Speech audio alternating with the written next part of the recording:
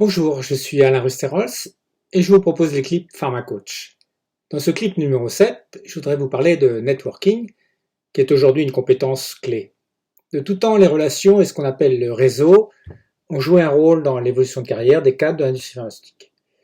La pharma est un petit monde où cela tourne beaucoup.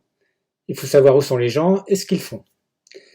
Les réseaux sociaux ont beaucoup aidé à étoffer la communication et ont permis aux cadres de se faire connaître, notamment par les publications de posts ou de discussions, de connaître leurs collègues des mêmes fonctions et d'avoir accès à des annonces de recrutement ciblées. Nombreux cadres de l'industrie pharmaceutique m'ont interrogé sur le sujet de l'intérêt de faire une base de données de networking. Elle est destinée à enregistrer les contacts et faire des tris par domaine d'activité, par entreprise et par fonction. Les fonctionnalités sont donc beaucoup plus larges que celles d'un agenda téléphonique sur un smartphone ou celles d'un réseau LinkedIn. Je conseille d'organiser la base de données sur un tableur de type Excel ou Access, ce qui offre les possibilités de recherche d'un nom, de tri et de filtre. Vous pouvez également retrouver facilement les gens. Voici les données que vous pouvez entrer par colonne.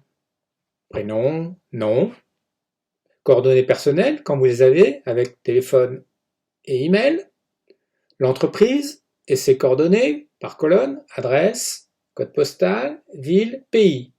Le pays est important pour les gens qui aspirent à une carrière internationale.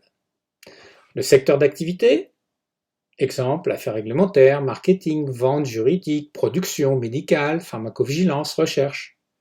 Vous constituerez vous-même votre répertoire de domaines.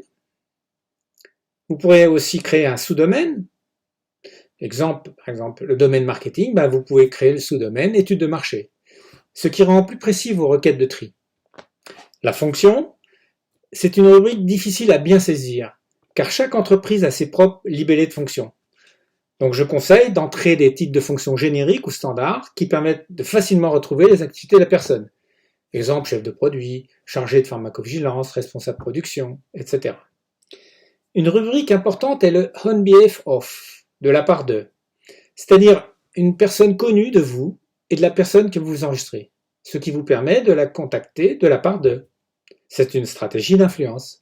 Les réseaux sociaux aident beaucoup sur ce point. Une rubrique associative, par exemple si vous êtes membre d'une association, lorsque vous avez l'information.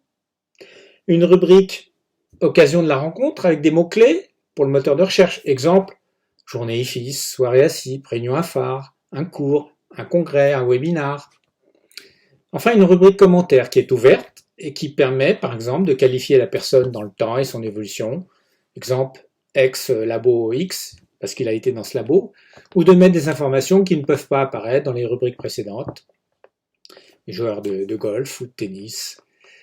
Cette base de données va croître au fil du temps. Elle va devenir pour vous un outil de communication, de promotion, d'évolution de carrière. Bien évidemment, il faut l'actualiser par des informations que vous obtenez ici et là, ce qui demande de la discipline, notamment dans la saisie des domaines, fonctions et entreprises. Mais vous verrez que cet outil est très utile. Donc à votre tableur, et à bientôt pour un autre PharmaCoach.